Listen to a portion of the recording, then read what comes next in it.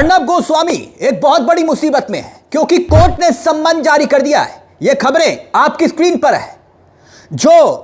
वही अर्नब गोस्वामी जो सुशांत सिंह राजपूत के केस में टीआरपी की भूख के लिए चैनल पर जोर जोर से चिल्लाते हैं, मुझे ड्रग दो ड्रग दो ड्रग दो। वही अब हालत यह हो गई है कि अर्नब गोस्वामी को ना सिर्फ कांग्रेस पार्टी ने कोर्ट में घसीटा है बल्कि कोर्ट ने अर्नब गोस्वामी को सम्मन जारी कर दिया है। किस मामले को लेकर? दिल्ली हाई कोर्ट में कांग्रेस पार्टी गई अर्नब गोस्वामी के खिलाफ और मानहानि का केस। कांग्रेस पार्टी ने ना सिर्फ अर्नब गोस्वामी जो कि रिपब्लिक पार्टी के मालिक हैं बल्कि रिपब्लिक टीवी के खिलाफ यहां पर एक मामला गया। चैनल के खिलाफ, अर्नब गोस्वामी के खिलाफ व्यक्तिगत तौर पर दिल्ली हाई कोर्ट में 2 करोड़ का मानहानि का यह मुकदमा हुआ और इसी को लेकर दिल्ली हाई कोर्ट में सुनवाई होती है।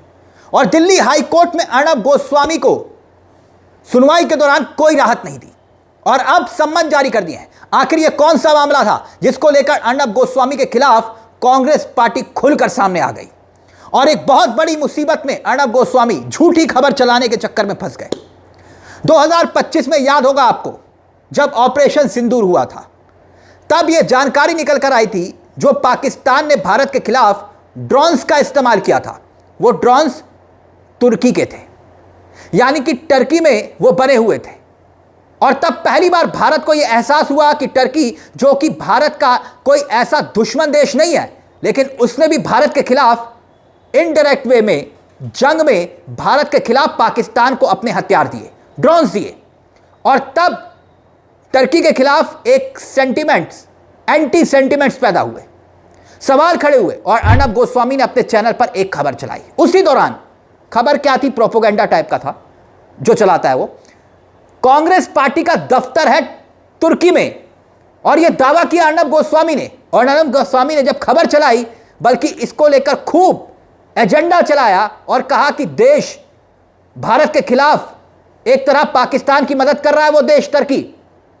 आखिरकार उस देश में कांग्रेस पार्टी का दफ्तर क्या कर रहा है, पूछता है भारत, इस टाइप का चलाया।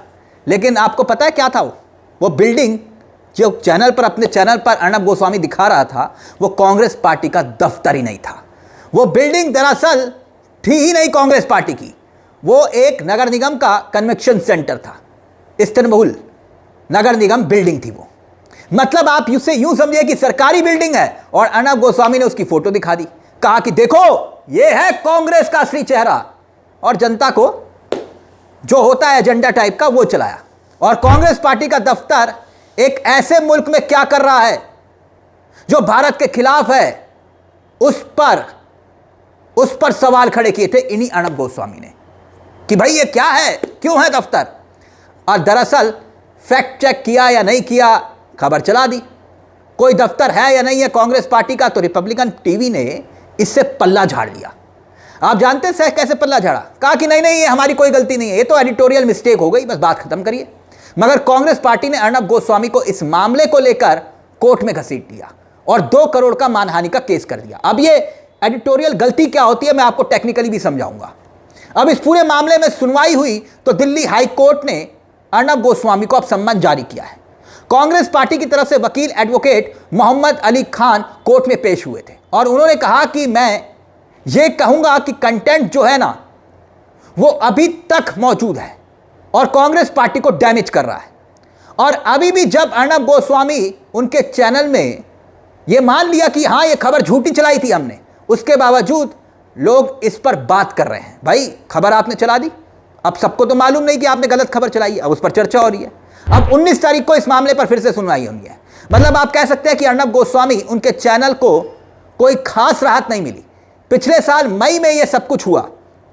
अब अर्नब गोस्वामी पर एफआईआर भी दर्ज कराई गई थी कांग्रेस पार्टी ने तब उस वक्त, और बीजेपी आईटी सेल के जो मुखिया अमित मालवीय के खिलाफ भी एफआईआर दर्ज हुई थी। फेक नैरेटिव, झूठी खबर दिखाने के लिए कांग्रेस पार्टी ने इसे सीधे तौर पर एक गलत कदम माना था। और अब इस पूरे मामले को लेकर चैनल कह रहा है कि भाई एडिटोरियल गलती थी, बाय मिस्टेक, खत्म करिए। लेकिन दोस्तों हद तो तब हो गई, ना सिर्फ माफी मांगी गई अर्नब गोस्वामी के चैनल की तरफ से, बल्कि यह भी कहा गया कि गलती डिजिटल डेस्क का एरर था। अब डिजिटल डेस्क में एरर कैसे होता है मैं बताता हूं आपको। एक टेक्निकल एरर जिसका जिक्र किया जा रहा है ना, अर्णब गोस्वामी अपने आप को बहुत बड़े तथाकथित पत्रकार समझते हैं, चैनल चला रहे हैं। मतलब आप सोचिए कि यह स्थिति चैनल की, मैं आपको बताता हूं क्योंकि मैंने पूरी जिंदगी न्यूज चैनल में गुजारे हैं, लगभग 18 से 20 साल। तमाम चैनल्स में मैं आउटपुट हेड की जिम्मेदारी संभाल चुका हूं और मैं जानता हूं ये चैनल की प्रक्रिया क्या होती है, प्रोसेस क्या होता है। मैं प्रोसेस बताता हूं आपको। जब कोई खबर आती है, कोई रिपोर्टर खबर भेजता है, तो ऐसा नहीं है कि खबर रिपोर्टर ने भेजी और खबर चल गई, नहीं। पहले वो इनपुट डेस्क होता है, उसके पास खबर जाती है और फिर इनपुट डेस्क पर बैठे हुए चेक करते हैं कि खबर सही है नहीं। रिपोर्टर से पूछते हैं आपकी आधार क्या है, आपने ये खबर भेजी है, आधिकारिक बयान भेजिए इस खबर का। सवाल होते हैं रिपोर्टर से भी, आपकी खबर की पुष्टि होगी, फिर खबर चलेगी और वो फिर खबर जाती है आउटपुट के पास और आउटपुट उस खबर को चेक करता है कि ये खबर चलने लायक है या नहीं है, इस खबर में कोई खामी है या नहीं है। और अगर खामी है तो वो संपादक, चैनल हेड या आउटपुट हेड तक वो खबर पहुंचती है, एडिटर इन चीफ डिस्कस करते हैं। और खास तौर पर जो आप डिबेट देखते हैं तमाम न्यूज़ चैनल्स पर, वो चर्चा जो चल रही होती है, रात की महफिल सचती है, वो डिबेट चलती है, वो ऐसे नहीं चलती है, बाकायदा उस पर भी चर्चा होती है। मगर अर्णब गोस्वामी कहते हैं टेक्निकल एरर। किसी की बिल्डिंग उठाकर दिखा दो बिना चेक किए, या किसी ने भेज दिया तो चला दिया और 100 साल पुरानी पार्टी को लेकर दावा कर दिया कि तुर्की में दफ्तर है। एजेंडा इसे कहते हैं। बीजेपी का दफ्तर या कांग्रेस पार्टी का दफ्तर देश में ही होगा ना, दूसरे देश में थोड़ी ना वो चुनाव लड़ रहे हैं। अमेरिका, इजराइल, ये वहां थोड़ी ना दफ्तर होंगे। और हैरानी की बात यह है कि अर्णब गोस्वामी जो सुशांत सिंह राजपूत की मौत पर किस तरह से पूरे देश में तमाशा कर रहा था, ये सब ने देखा। और अब अर्णब गोस्वामी का चैनल ये कहता है कि ये टेक्निकल एरर था। ये क्लिप तो हमने डिबेट में इस्तेमाल ही नहीं की। जो पूछता है कुछ नहीं पूछता दोस्तों। वो 15 मई 2025 को ब्रॉडकास्ट ही नहीं किया, चैनल तो ये कह रहा है डिजिटल टीम की गलती थी, सब कुछ हुआ, बात खत्म करिए ना। हमने माफी मांग तो ली, माफी मांग ली, बात खत्म करिए। लेकिन ये बात क्या देश तक पहुंची दोस्तों? नहीं ना। अभी एक और उदाहरण मैं आपको देता हूं। हाल ही में आपने देखा होगा कि एआई समिट में यूथ कांग्रेस के कार्यकर्ताओं ने प्रदर्शन किया, टी शर्ट उतार के, देखा आपने, जिसको लेकर मोदी जी कितना नाराज हुए। इस कदर नाराज हुए कि अपनी भाषा का संयम वैसे तो उनमें है नहीं, लेकिन फिर भी मंच से ही जो मन में आया वो बोल दिया।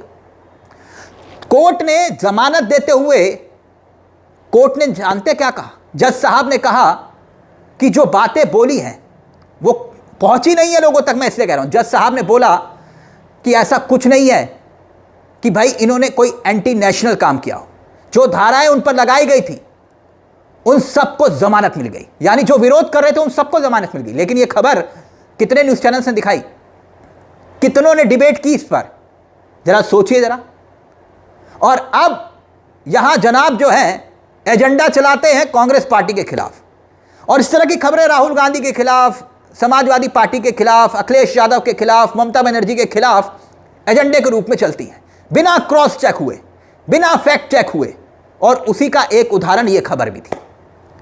खैर दोस्तों, अब तो दिल्ली हाई कोर्ट ने इस पूरे मामले का संज्ञान ले लिया है, अर्णब गोस्वामी को सम्मन जारी कर दिया, 19 तारीख को सुनवाई होनी है। लेकिन फिर मेरी एक सलाह है कि ऐसे न्यूज़ चैनलों से बच के रहिए जो आपके भविष्य तक, आपके बच्चों के भविष्य तक को खराब कर सकते हैं।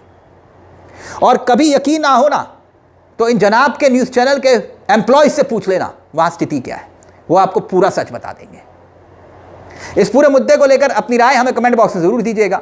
मुझे तिलक चावला को दीजिए इजाजत। एक छोटी सी दरख्वास्त, चैनल को सब्सक्राइब जरूर कर लीजिएगा। मंच आप ही का है जहां हम सिर्फ खबर नहीं दिखाते बल्कि खबर के पीछे की खबर भी बताते हैं। नमस्कार, जय हिंद, जय भारत।